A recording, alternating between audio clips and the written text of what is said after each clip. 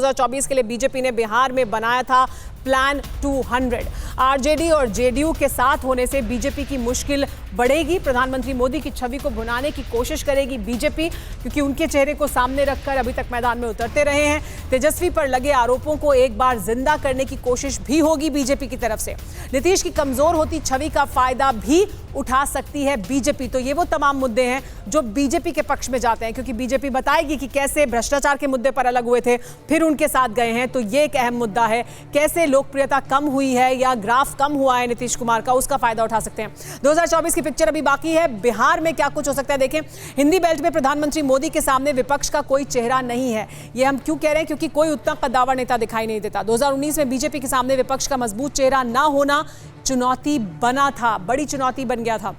नीतीश कुमार अगर चाहें तो 2024 में विपक्षी खेमे का नेतृत्व कर सकते हैं, यानी वो चेहरा हो सकते हैं। और ऐसा लगता है कि वो यही सोचकर भले ही अभी ये कह रहे हैं कि वो दावेदार नहीं है, लेकिन दरअसल वो चाहते हैं कि वही चेहरा हो, और उन्हें ऐसा लगता है कि उनकी स्वीकार्यता होगी, क्योंकि उनका कद भी बड़ा है। वो जिस तरह के नेता हैं, 8वीं बार तो वो मुख्यमंत्री पद की शपथ ले रहे हैं।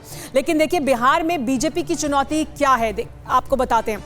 आरजेडी के साथ जो वोटर हैं वो हम आपको बता रहे हैं, जो मुसलमान हैं वो 17% उनके साथ हैं, यादव 15% उनके साथ हैं, और जेडीयू का जो वोट बैंक है कुर्मी उनके साथ हैं 5%, कुशवाहा उनके साथ हैं 9%, और पिछड़ी जातियां 15%। अगर ये सब साथ हैं तो इनके साथ आने से लगभग 80% वोट शेयर चला जाता है। 80% जो समर्थन है वो महागठबंधन के पास चला जाता है, और बीजेपी के पास 20% ही रहता है, जो कि बड़ी चुनौती होगी बीजेपी के लिए। नीतीश का जाना अच्छा है क्या? बिहार में बीजेपी का कोई कद्दावर चेहरा नहीं था, क्योंकि अभी तक क्या था कि कोई बड़ा चेहरा नहीं था। सुशील मोदी थे भी तो उन्हें केंद्र में ले आया गया। नीतीश की छत्रछाया हटने से बीजेपी दरअसल स्वतंत्र हो जाएगी। क्यों बीजेपी के लिए अच्छा है नीतीश कुमार का जाना? बिहार के गांव-गांव में बीजेपी का कैडर मजबूत होगा। बीजेपी की तरफ से ये रणनीति भी बनाई गई थी कि 200+ सीटें वो जीतेंगे, और 200 जो विधानसभाएं हैं वहां पर नेता प्रवास भी करेंगे। नीतीश का बाहर जाना तत्कालिक रूप से एक बड़ा झटका जरूर है, यानी अभी ऐसा जरूर लगेगा कि बड़ा झटका है, लेकिन क्या वो बीजेपी को और मजबूत करेगा, ये बड़ा सवाल है। गठबंधन में किसी भी बड़े चेहरे को उभरने का मौका नहीं मिला है अभी तक। इस वजह से नीतीश का जाना बीजेपी के लिए फायदेमंद हो सकता है। 2024 में नीतीश के खिलाफ सत्ता विरोधी लहर होगी जरूर, क्योंकि वो अभी तक इतने लंबे समय तक मुख्यमंत्री बने रहे हैं, और क्या बिहार की जनता में भी एक ऊब आई है नीतीश कुमार को लेकर। नीतीश की असफलता का दोष बीजेपी पर अब नहीं लगेगा। अगर नीतीश कुमार पर या उनकी सरकार पर दोष लगेगा तो बीजेपी को उसका नुकसान नहीं उठाना पड़ेगा। विधानसभा को लेकर बीजेपी का मिशन 200 पहले से ही रेडी है। इस मिशन के साथ वो तेजी से आगे बढ़ रहे हैं, और इस वजह से बीजेपी के लिए क्या ये बड़ा अहम हो सकता है कि नीतीश कुमार उनसे अलग हुए हैं तो वो और मजबूत हो सकते हैं। परिमल जी, ये तमाम जो चुनौतियां हैं वो आपके भी सामने हैं। नीतीश कुमार इतने लंबे समय से मुख्यमंत्री रहे हैं। अब अगर वो आगे यही तय कर लेते हैं कि हम बिहार में चुनाव नहीं लड़ेंगे, हम आगे अपना कद बढ़ाएंगे, आगे जाएंगे केंद्र की राजनीति में, लेकिन अगर बिहार में फिर मैदान में उतरते हैं तो ये सब फायदा तो बीजेपी को हो जाएगा साथ से हटने से।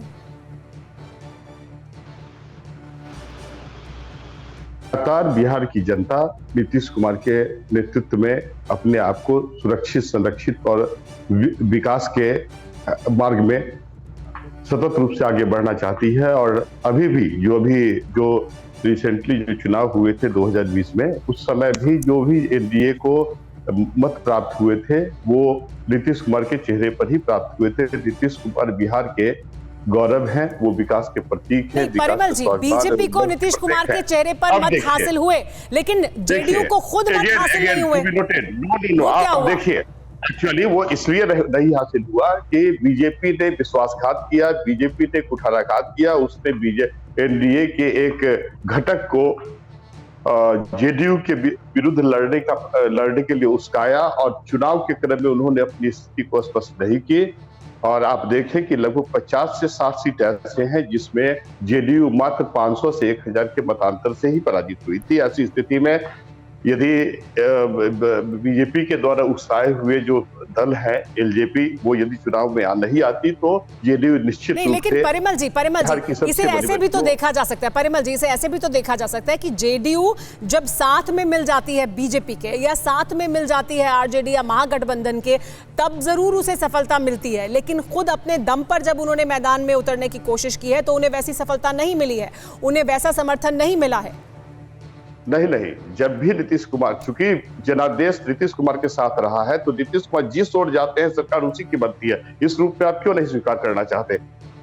ठीक है, यही कारण है, यही कारण है। रामकृपाल जी की प्रतिक्रिया ले लेते हैं। रामकृपाल जी, कैसे देखना चाहिए इसे? नीतीश कुमार की वजह से मिल रहा है वो जनाधार, या नीतीश कुमार क्योंकि उनके साथ जा रहे हैं इसलिए उनका जनाधार बना हुआ है?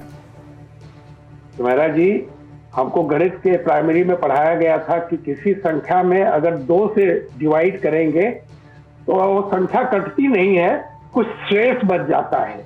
ये नीतीश कुमार जी बिहार की राजनीति में शेष रहे हैं, और जितना आधा बहुमत से जो पार्टी कम हो जाती है वहां मिल जाते हैं तो सत्ता में आ जाती है।